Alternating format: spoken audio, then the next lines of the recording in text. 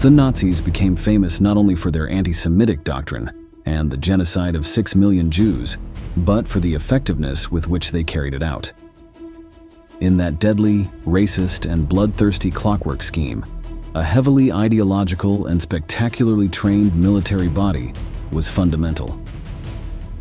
We are talking about the Waffen-SS, a military force that directly answered to the Führer. They were elite commandos, ready to carry out the most atrocious missions perpetrated by the Third Reich.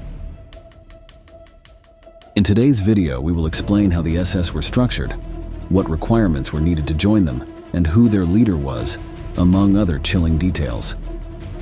Prepare yourselves for a journey into the depths of the most efficient and organized monster within the Nazi ranks to truly understand the terror from within. Welcome once again to military history.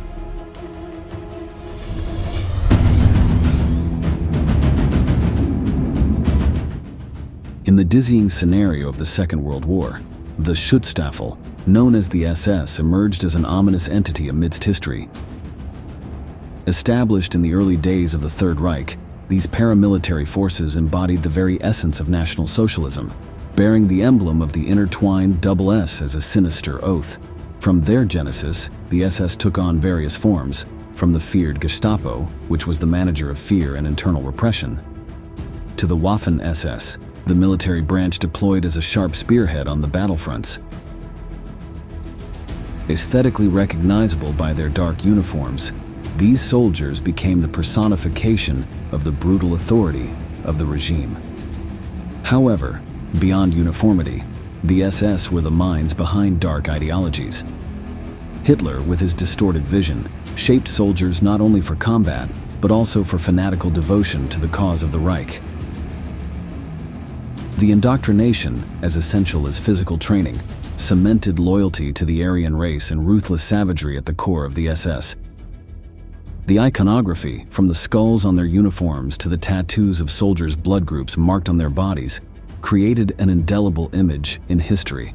Not only were they terrible, but they made sure to be visually memorable and terrifying to the enemy and to history. The testimonies that have emerged from those who lived under the command of the SS are truly chilling. The soldiers, marked by forced loyalty and systematic cruelty, left accounts that paint a grim picture of life within the ranks.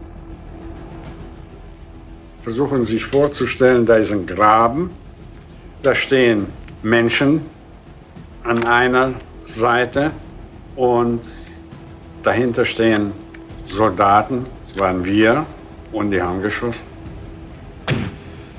Und die getroffen wurden, die sind runtergefallen. As we delve into the intriguing world of weapons used during that turbulent historical period, we find that, in terms of their arsenal, they did not deviate significantly from the military standard. In the clutches of the Waffen-SS were deposited tools that would become icons of the Second World War. In the realm of handguns, the Luger P08 stood out, recognized for its elegant design and battlefield effectiveness, and the Walther P38, a highly accurate semi-automatic pistol that earned its place among elite soldiers. As for rifles, the imposing presence of the Mauser Karabiner 98K resonated on the battlefields. This bolt-action rifle, known for its reliability and unfailing accuracy, stood as the loyal companion of Waffen-SS fighters. Adding to this repertoire, the MP-38 and MP-40 submachine guns, nicknamed Schmeisser on the front lines, earned their reputation as compact and lethal weapons in close combat. Very careful selection of this equipment reflected the efficiency and lethality sought by the Waffen-SS in their operations. In the hands of these disciplined soldiers, these weapons were not just tools of war, but a manifesto of their will to eradicate the inferior race. The belief that each militia of these troops was a unique specimen of the human species was not only an ideological delusion, but was cemented in the selection of the best men for this elite military force. The Waffen-SS formed their ranks with criteria as rigorous as they were discriminatory, as recruits for this force were not just soldiers, they were selected guardians of a distorted ideology. The idea was that these men would shape the Germany of the future, as described by this specialist in a documentary. Las SS iban a ser el clero del nuevo Reich, del Reich de los 1000 años. Ellos eran las personas que iban a estar a cargo de la ideología y la pureza ideológica del Estado. The entrance requirements were a portal to a world marked by fanatical devotion and ferocity, unleashed by the belief in a genetically superior being. For selection, it was fundamental to be affiliated with the Nazi Party, to have a deep connection with the precepts of Nazism, and to feel an unwavering commitment to the cause. But the filter didn't stop there. Young men between 17 and 22 years old were sought, physically fit, with a minimum height of 1.75 meters, thus embodying Hitler's vision of racial superiority. Aryan perfection became an unavoidable requirement for applicants. At least 2 generations of pure ancestry in the candidate's genealogical tree were demanded. In various selection tests, candidates had to demonstrate a physical state, bordering on impeccable, a reflection of the perfect body that Hitler imagined as the essence of his elite army. Initially, when the war had not yet plunged into total chaos, admission was voluntary and only 15% of applicants managed to cross the threshold. But with the urgency of the conflict, the doors opened more widely, although the selection process maintained its unyielding pulse. Recruits, mostly from Hitler Youth, were subjected to even deeper ideological indoctrination. More than soldiers, they were shaped as ambassadors of the new Nazi order, bearers of a mission that went beyond the borders of the battlefield.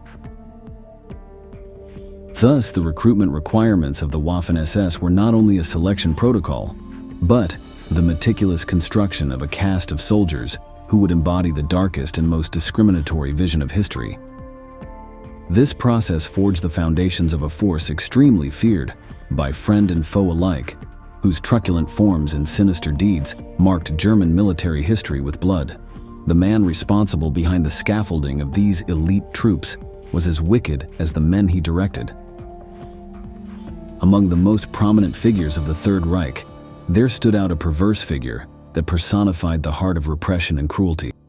Heinrich Himmler stood as a diabolical puppet master, manipulating the strings of racial obsession and unrestrained brutality. Himmler, a man with an apparently harmless appearance with his glasses and serene demeanor, was the embodiment of evil disguised as bureaucracy. As Reichsführer SS, his influence transcended military boundaries and spread like a toxic web, infiltrating every aspect of the Nazi machinery, becoming Adolf Hitler's private advisor. Under his command, the SS became Hitler's preferred tool for the execution of his delusional plans for racial cleansing. Himmler was the architect of the Holocaust and devised the final solution, an abomination that would seal the fate of millions of innocent Jews. His mastermind designed the system of concentration and extermination camps, where human suffering became commonplace.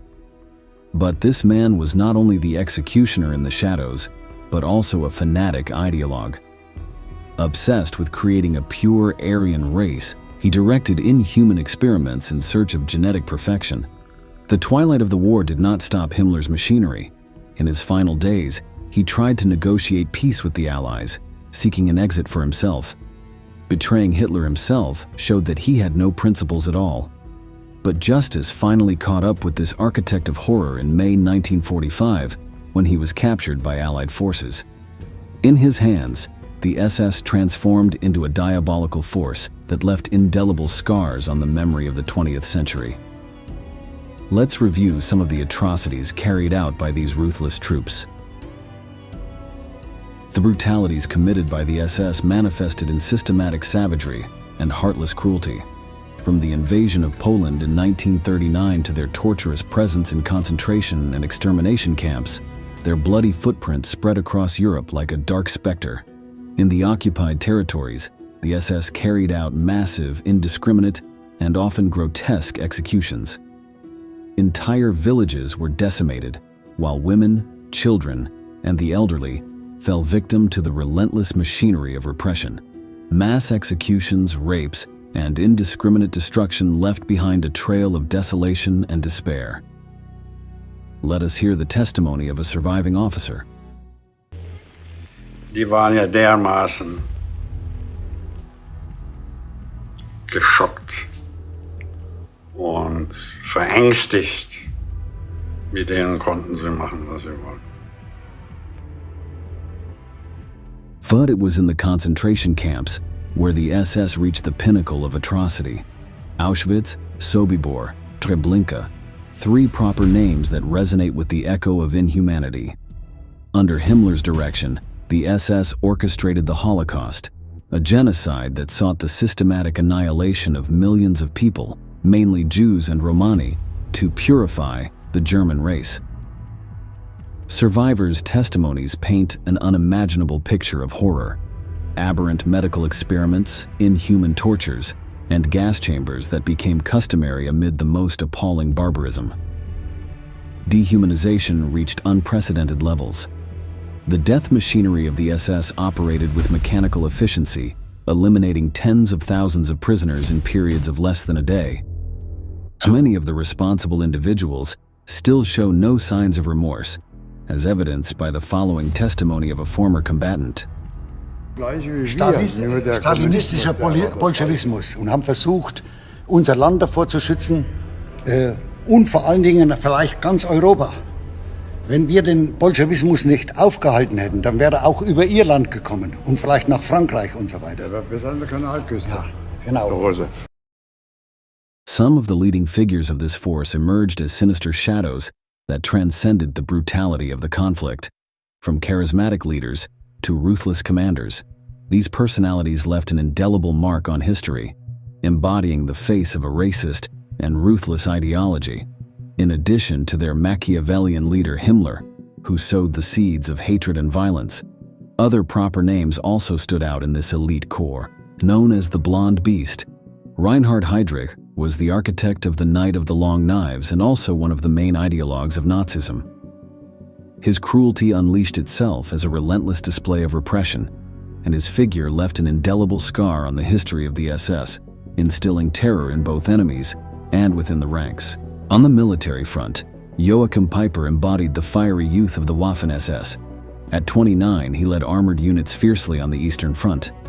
His audacity in battle and blind loyalty made him an icon, but also a controversial figure due to his role in the Malmedy massacre during the Battle of the Bulge.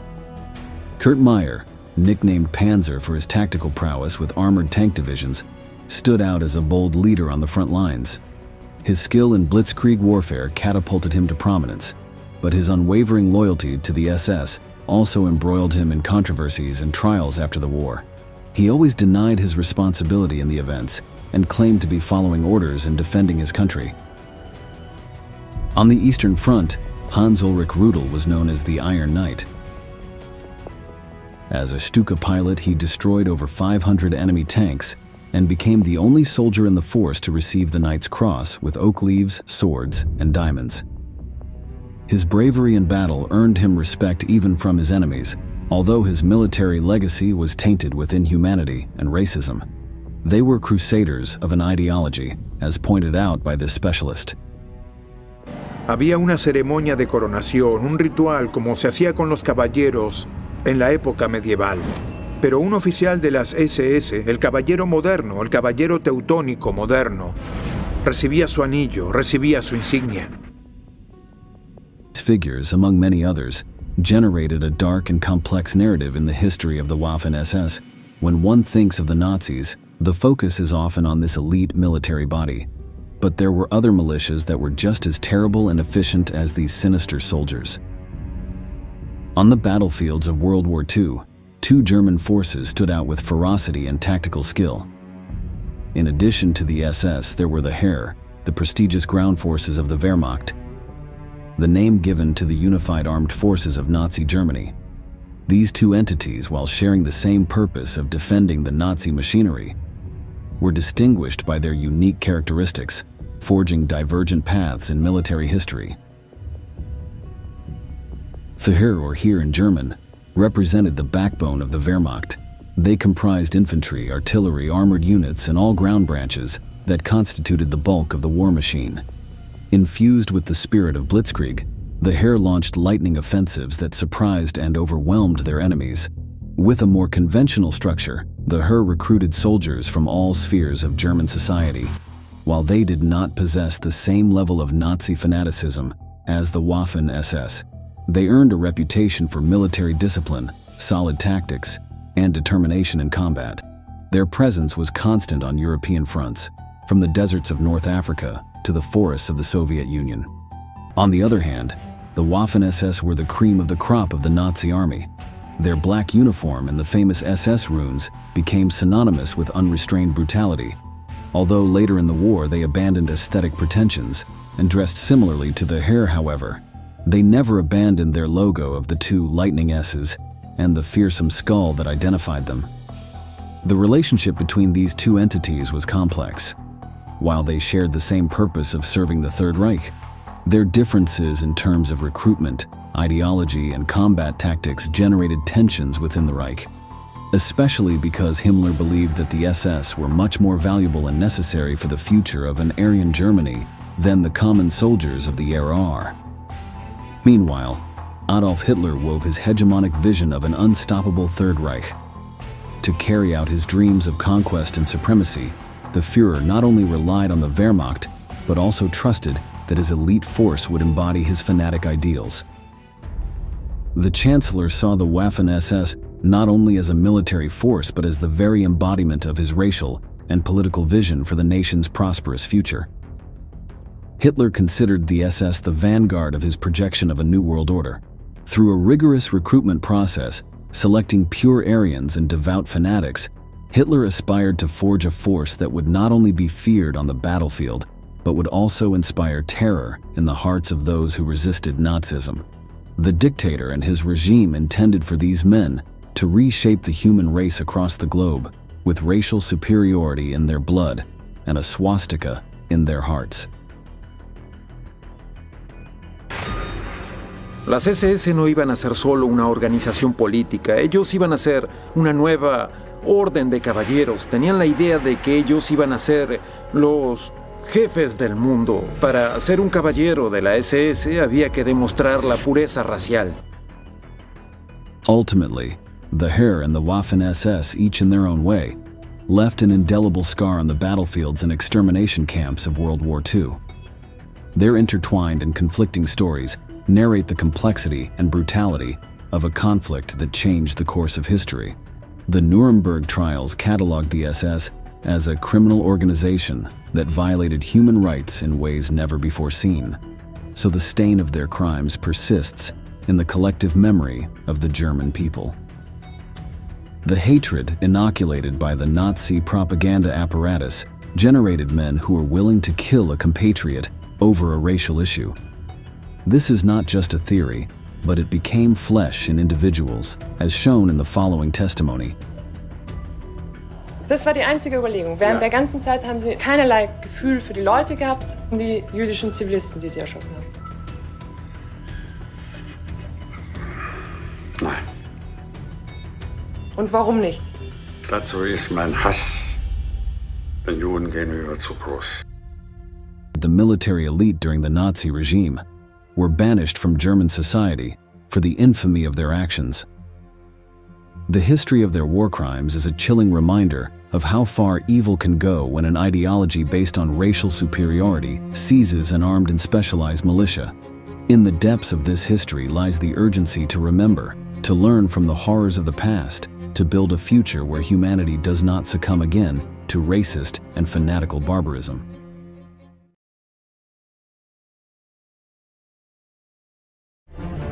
During World War II, the Red Army of the Soviet Union was considered a powerful machine of muscle, blood and metal that had the ability to collide face-to-face with Hitler's soldiers and that pushed the Führer to his lair where, already cornered, he took his own life.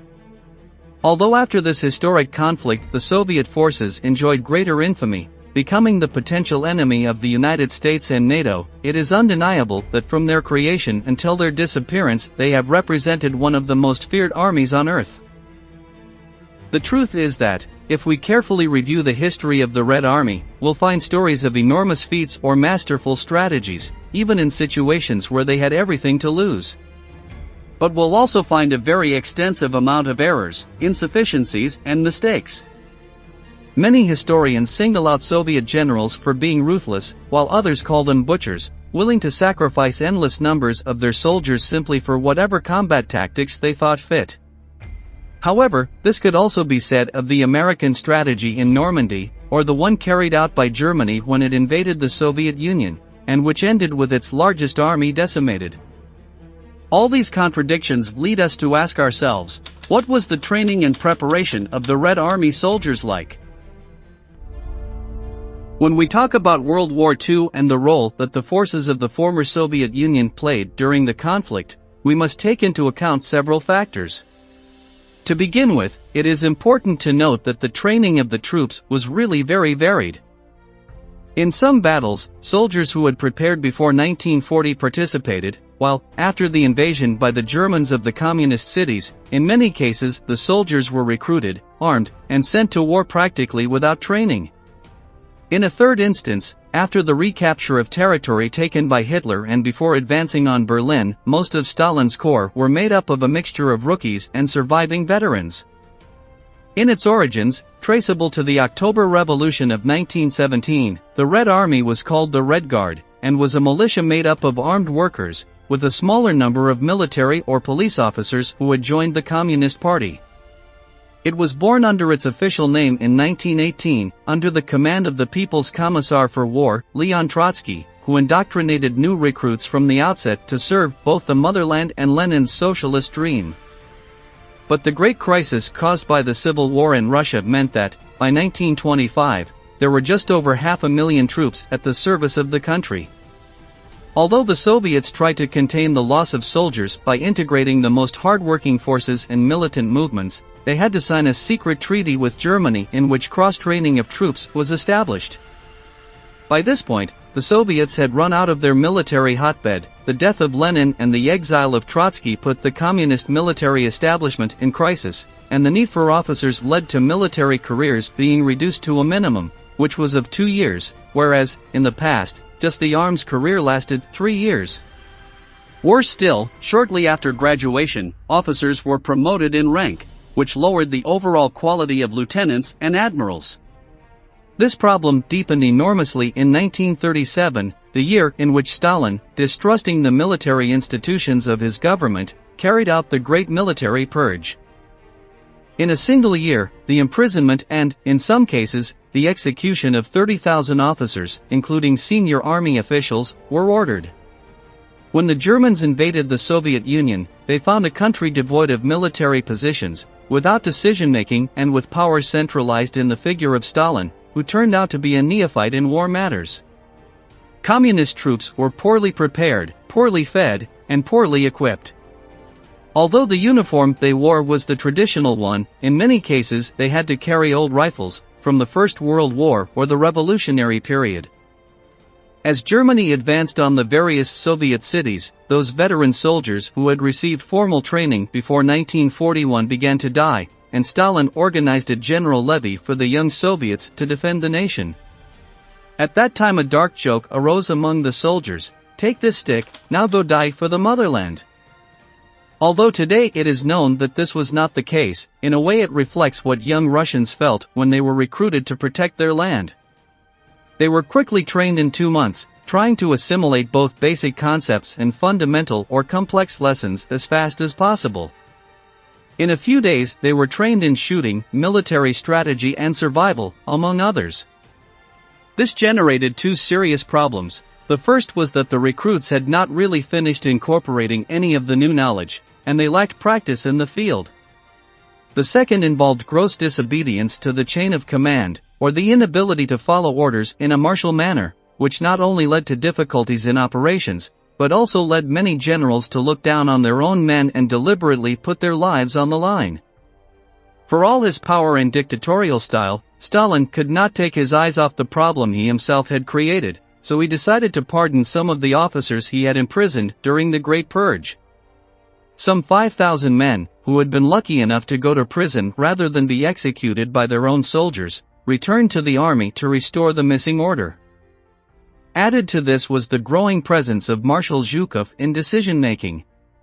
Zhukov shone in his role as organizer of the defense in Moscow, which proved relatively effective but culminated in a successful counteroffensive that devastated the German invaders. After this, he would be remembered as a butcher who was willing to give the life of every last one of his men as long as his strategy worked. The reason behind this terrible fame lies in two operations that he himself promoted: the capture of the German 6th Army in Stalingrad, which lasted months and cost the lives of millions of Soviets, and the infamous Operation Mars. On this mission, Zhukov personally led the attack on Hitler's troops, who had fled Stalingrad and were taking refuge in Rzhev. After the offensive, 70,000 Soviets had been killed, and 134,000 had been wounded. On the German side, casualties reached 40,000, despite the fact that their strength was almost a third that of the Soviets. After recovering from the blows Hitler dealt the Soviet Union, the Red Army regained its composure. Several more marshals became involved in offensive decision-making, slightly displacing Zhukov. One of the most effective decisions was to combine the battalions so that they were composed of inexperienced recruits and surviving veterans of the defense. In this way, the troops had both strength and experience, while order in the ranks and respect for the generals were more easily maintained. Once again confronting his ineptitude, Stalin allowed his generals to recover the original strategic forms, which had been proposed at the time of the revolution, and decided to stop intervening directly in operations. The change caused by the dictator's withdrawal from the strategy table brought a devastated Red Army to the doors of the Third Reich Chancellery, while several meters below ground, Hitler put a gun to his head, surrounded by his worst enemies. Thank you very much for joining us until the end. And stay tuned for our next video.